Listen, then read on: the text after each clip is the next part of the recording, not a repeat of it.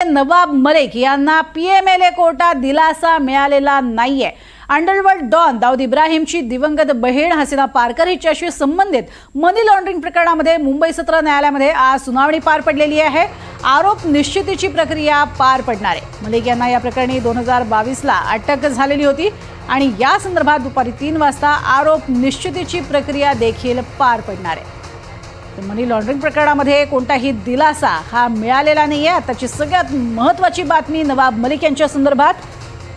नवाब मलिक यांना पीएमएलए कोर्टामध्ये दिलासा मिळालेला नाहीये। अंडरवर्ल्ड डॉन दाऊद इब्राहिमची दिवंगत बहीण हसीना पारकर हिच्याशी संबंधित मनी लॉन्ड्रिंग प्रकरणामध्ये मुंबई सत्र न्यायालयामध्ये सुनावणी पार पडली आहे आणि आरोप निश्चितीची प्रक्रिया देखील आता पार पडणार आहे। या प्रकरणात 2022 ला त्यांना अटकही झालेली होती।